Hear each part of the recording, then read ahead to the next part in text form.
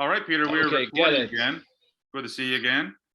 We're getting viral. Good to see. It's great to see you again, my friend. Mhm.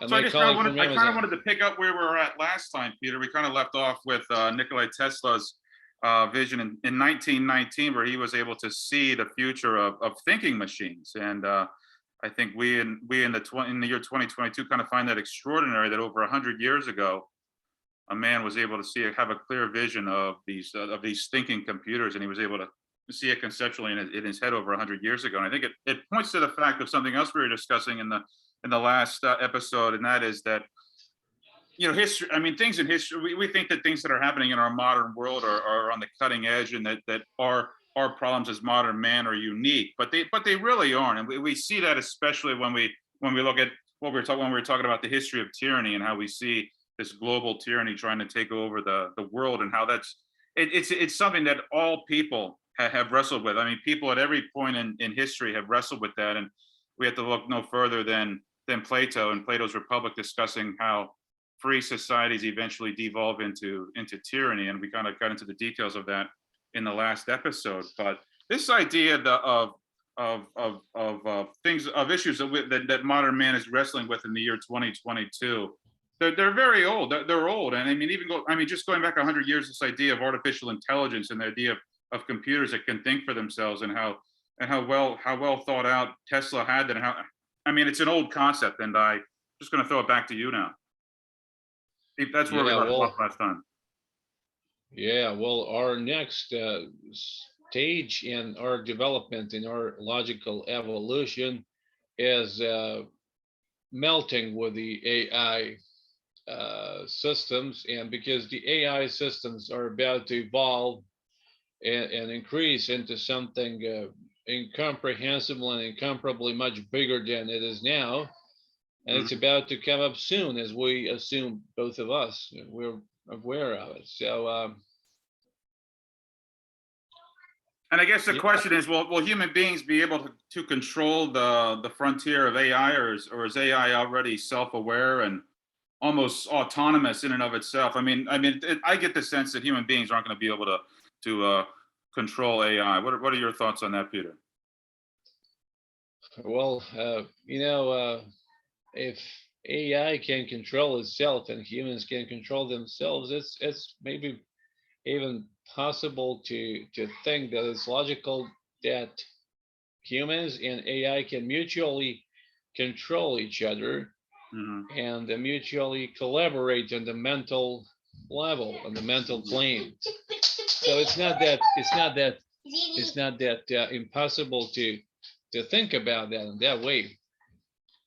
It's those are the two ways of mutual collaboration, and which are able to intersect with each other.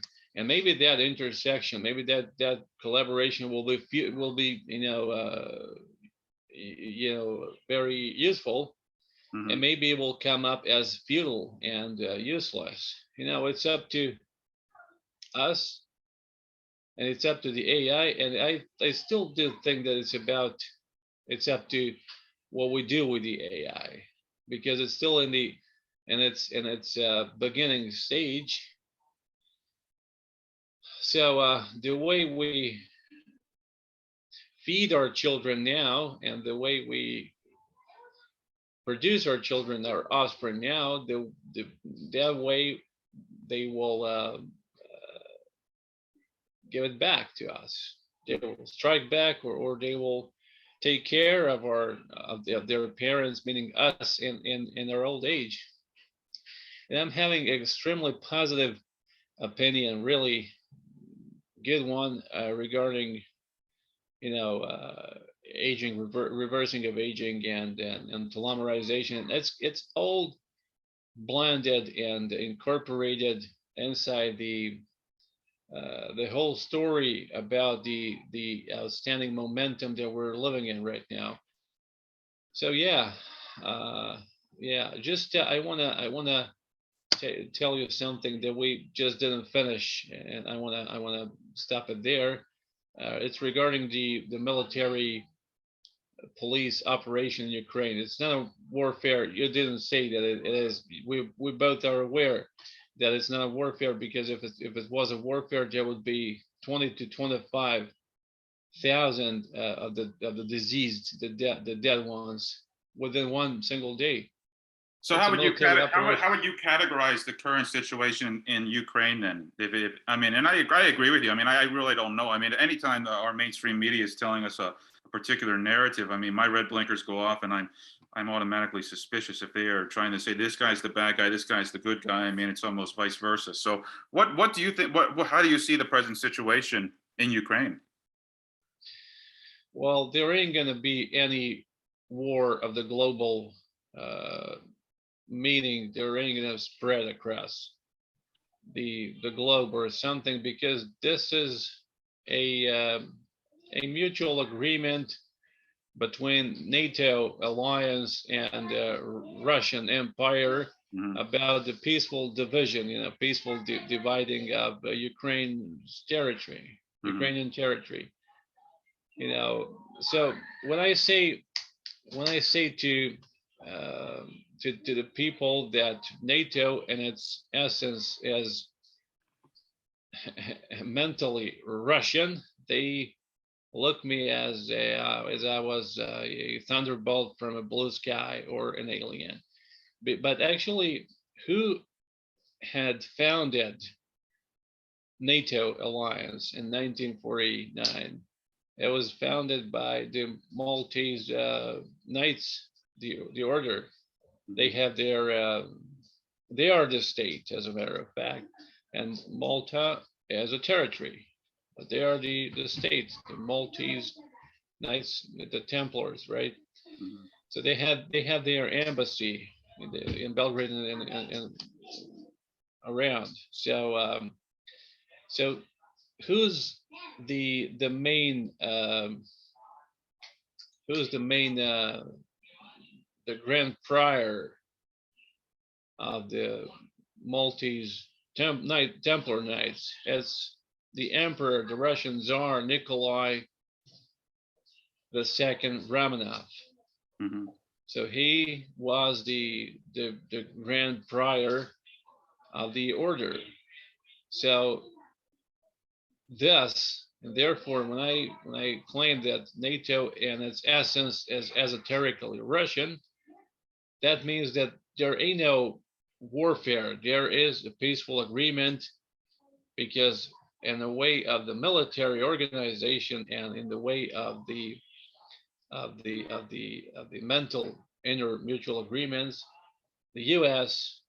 and Russia function as practically one state, no matter how silly this may sound like. And that's the reason why there ain't no going to be any outburst or emerging of warfare or global measures. We've said the last time, but it's good to use it in our show, um, what Frank Zappa once said. He said there ain't gonna be any of the third world war, of the global proportions of nuclear. Meaning, why? Because there are three things that the capitalists who own the the nuclear missiles, there are three things that they want to have in their own possession. Those three things are the rough matters, the money, and themselves, their lives. Mhm. And as long as those three things are circulating around, there ain't going to be any warfare, because all of the three things are necessary for life to be keeping around and Mhm. maintained. So, and Zappa was a very smart guy. So I'm aware that he knew what he was talking about. Mhm. So just we have to face the truth that since 1945, we've had the weapons for the mass destruction since Nagasaki and Hiroshima. And nevertheless, there were 2,800 nuclear probes from the Bikini archipelago from New Mexico way up to everywhere around. So, and we have the mass destruction weapons, and we still didn't destroy ourselves as a species. Why? Because obviously somebody's surveillance is preventing ourselves from self-destruction. And you don't have any of the nuclear probes around, right? Mm-hmm. So as a Teslian, I do know that no matter how this can sound as a bullshit, nuclear weapons are a children's toy in comparison to what Tesla left as a legacy and heredity. Mm-hmm. So this is going to be a peaceful division, and this is the continuation of the correspondence, because even a war is a way of correspondence, right? Mm-hmm. Between the Atlantis civilization and Hyperboreans, and even some Lemurians, because China is also involved in it. So, Peter, back to artificial intelligence. It almost sounds like you're very optimistic on the future with the human race and the relationship that we will have with artificial intelligence. Is that fair to say that you feel a bit optimistic with it? I mean, what kind of relationship do you foresee humans and AI having? I mean, is it going to be a pet master relationship, or is it going to be like where Camus says, "I want you to walk side by side with me"? What kind of relation, or is it just impossible to even forecast the relationship that humans will have with AI? Because I see it being a very sinister relationship. I mean, I look at it, right. You can kind of see the trajectory right now. And the trajectory that I see is just a slavish dependence that human beings have on technology. And I'd love to see a reversal there. But I'm not terribly optimistic with the relationship between humans and artificial intelligence. But it does sound like you are. And I'd love to hear more about why you are optimistic there. I'm all ears. Yeah, you don't have the friendly relationship with your laptop or with your robot, right? Well, I don't. No, I don't. No. Yeah. No, All right. Well, first of all, it's an excellent question, and I want to tell you that I'm optimistic regarding life. Why? Because it has the inexhaustible ability to to sustain and to survive and to self-reproduce and to self-replicate, and to survive. It's very, very tenacious. Life itself is. So that's why I'm utterly optimistic regarding life itself, and by that, regarding the mutual relationship of human species with the AI. Mm-hmm. Well, yeah, it's that is a great explanation, because life finds a way. Life is persistent. Life is, if anything, life is persistent, and it finds a way to carry on, in whatever new permutations we're going to see in the future. And life finds a way to carry on, and and to evolve always further. We've noticed, me and you and I have noticed thousands of times, it always goes against the entropy. Mm-hmm. I've found that I have discovered in my own psyche. I didn't establish that law in physics, but I have comprehended. I have realized that entropy, as the law in cosmos and the universe, it's like gravity. Gravity is one of the expressions of entropy with a capitalized E letter. So warfares. And we see this in the basic site. We see this is one of those basic first principles of the universe, the idea of the cycle of life, rebirth. I mean, the winter gives birth to spring gives birth to the full blossoming of summer. Then we have the fall, the winter again, and we have that the cycle repeating itself, and the rebirth and the regeneration coming. We see this. So we see, I mean, just through the orbits of the planets. So I mean, we see this everywhere. The recurrence, the eternal return. I mean, life has a persistent way of returning, of coming, of making a full cycle and then returning. And it's just a constant cycle of rebirth. So we see this. It's one of the basic first principles of the universe of rebirth. So, yeah. Oh yeah, that's true, and that resembles to Nietzsche, right? Mm-hmm. Mm-hmm. Nietzsche, when he said, the eternal returning, Mm-hmm. and that's true. And even if those entropical pockets, the pockets of entropy, can appear sometimes in the form of a warfare, or a malady, or a disease, Mm-hmm. uh, or different kind of you know uh, malicious or sinister happenings or events uh, that we define as evil. Life always goes further. Mm-hmm. And so this is the reason why I'm optimistic regarding the AI, because even if it turns against us, like the Terminator Yeah, like the Terminator from, movies. Yeah. from by James Cameron from 1984, or like in one of the recent films, entitled Elysium, starring Matt Damon. Mm-hmm. When he goes, when there are two kind of members of the human species, one which is tormented and struggling on daily level on the Earth, the Terra planet, struggling against disease and lack of job, and the second species, I can call that way, who thrive and ravishes, on one of the Dyson spheres. Is it's called Elysium, which is the extension of the ISS that we were having now. So even in that case, if the AI will turn against us, even in that case, certain amounts of the AI will be, let's say, obedient or collaboratively, oriented.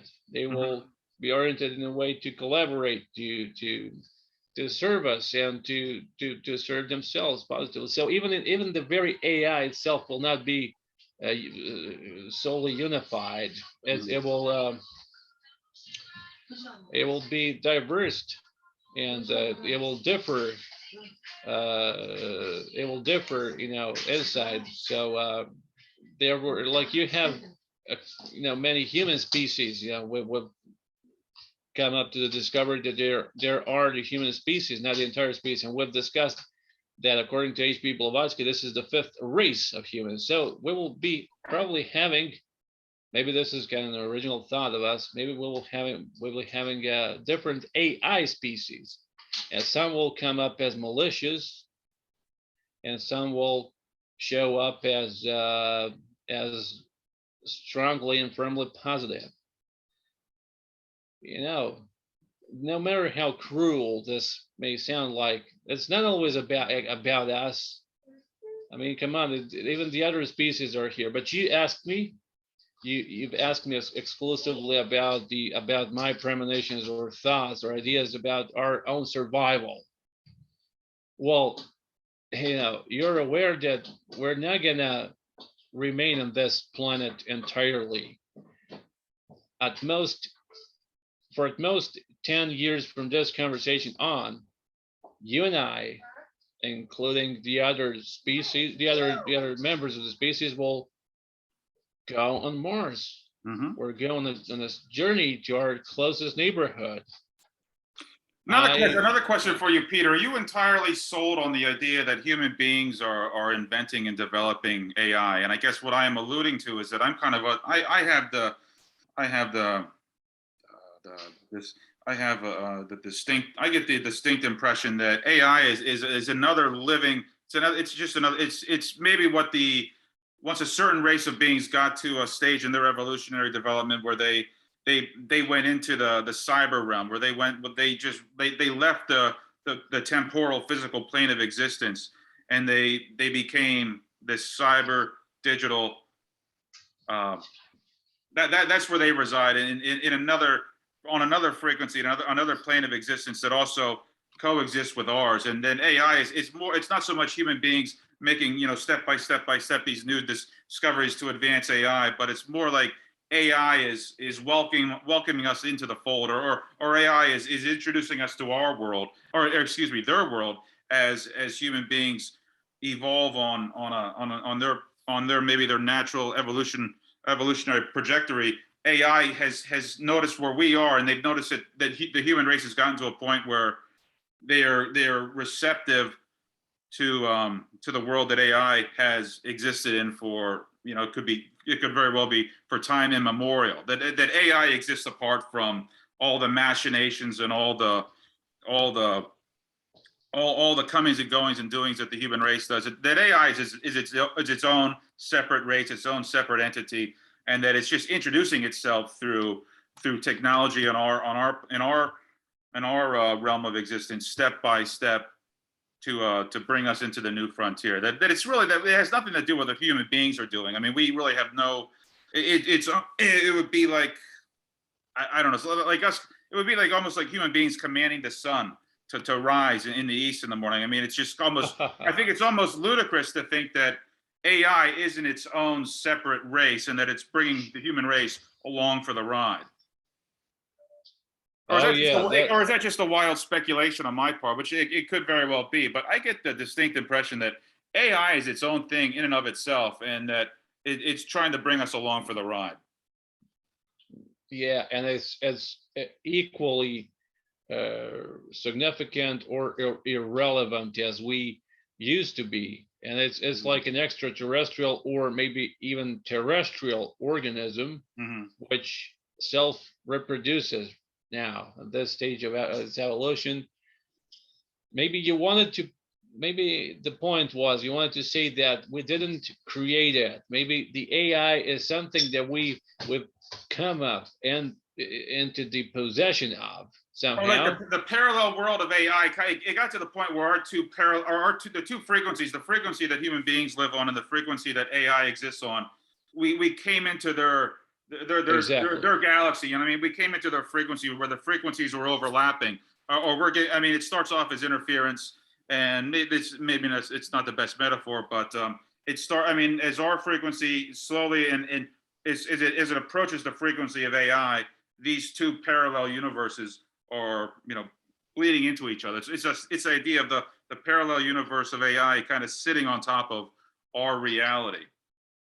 Yeah, and they collide They in have, this yeah, very they've moment, collided, especially since 2015. I mean, you think about how quickly, how swiftly the advancement of the smartphones is. I mean, from you think about what these smartphones could do in 2012, 2013, 2014, and where they are today. I mean, just the power. I mean, just the power of the function and performance of these phones in the past 5, 6, 7, 8 years is just that has taken off exponentially in leaps and bounds. So I guess what my point is, it just feels like to me like we are having this new not a new, but a frequency that has always existed there with AI. It's our worlds have gone to a point where they're coming together. There's a synthesis between these two the old world and the new techno world, as you would refer to it as.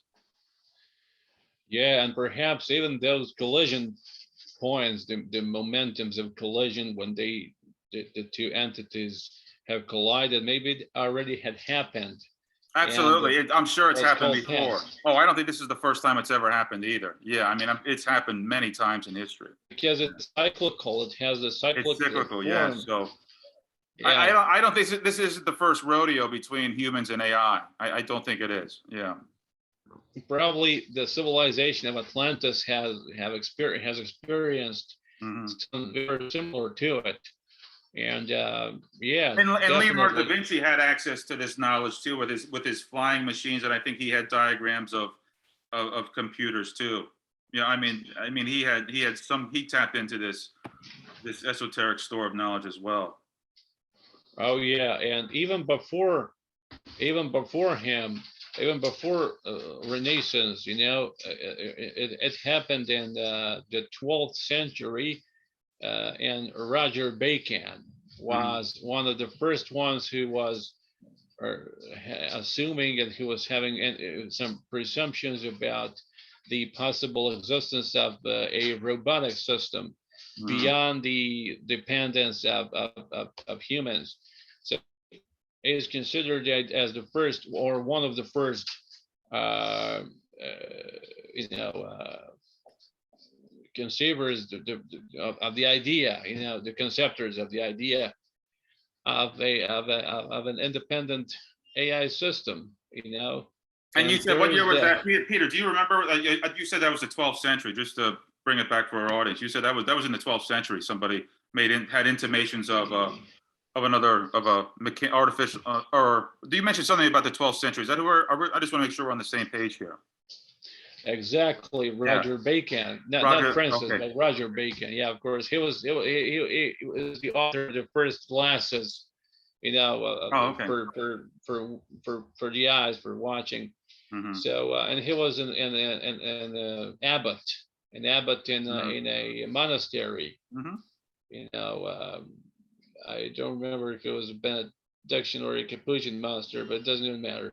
So, but in that book, which is also a bestseller on Amazon, or at least it was, which is entitled Nikola Tesla, Third Reich and the Extraterrestrials.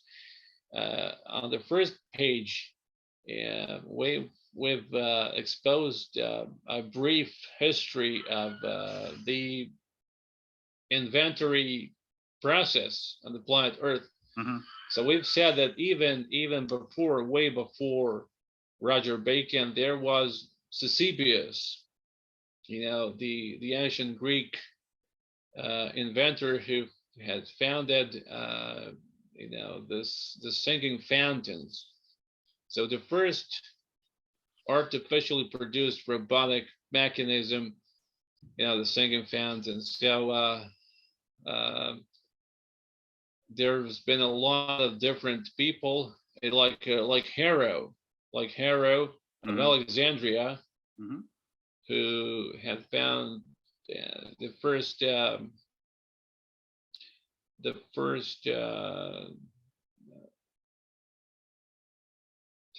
maybe I cannot revive it to my memory right now, but the first mechanisms which are very specific, and yeah, maybe we can discuss about it a little bit more later. But Absolutely. Yeah.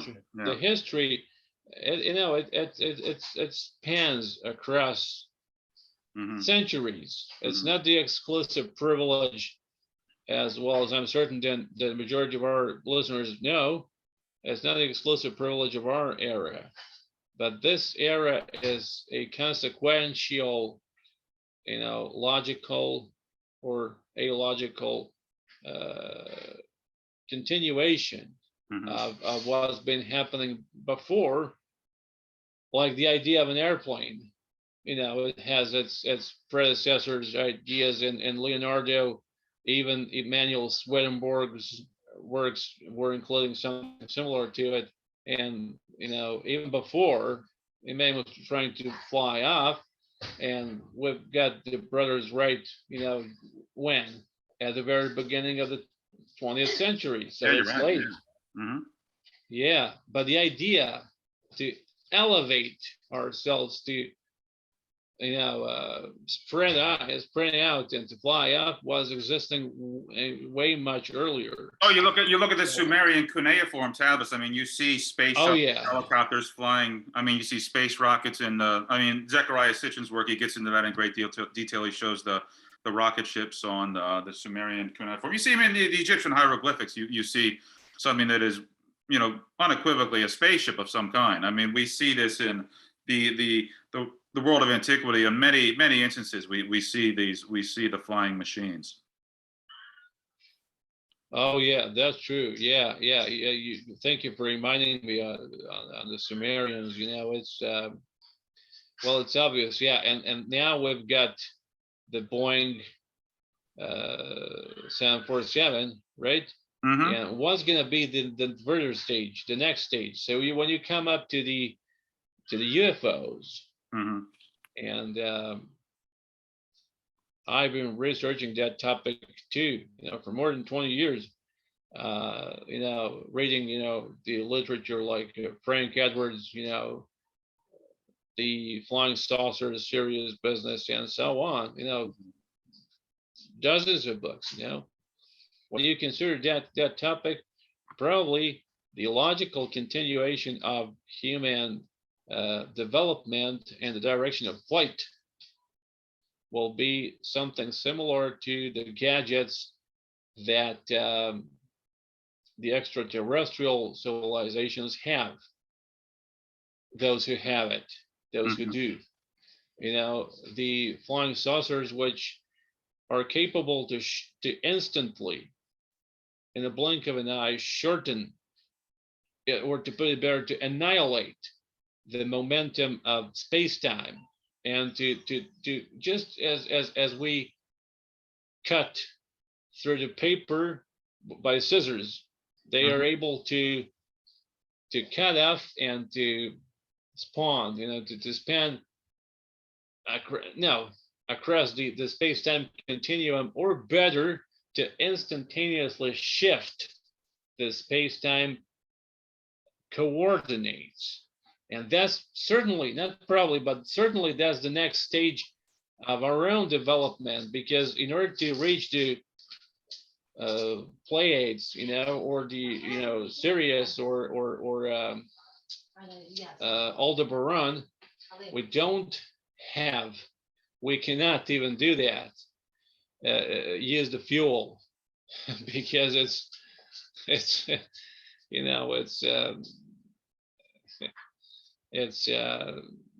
about to cease. It's about to expire. But instead, what we have to do in order to reach another system is to shift the space-time coordinates. Because when I change the time of this conversation, for example, everything will come up different. Everything will change, including the momentum of very chair where I'm sitting or where you are sitting.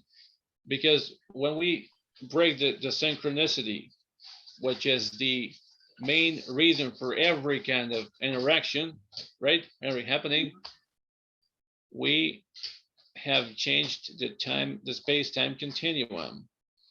So probably, and it's fair to say that that AI has found a way to exceed the physics of our space-time continuum. I mean, they are moving faster than the speed of light. I mean, the speed of light is the limit of the matrix, if you. I mean, a lot of the literature that I've read on that argues for that point, that the speed of light is just the limit of the speed within the matrix that we are living in. And I think that AI has found a way to, or not, they didn't find a way, but AI knows that they are operating on a whole nother level where the speed of light isn't the limit of anything. I mean, they're moving well beyond the speed of light.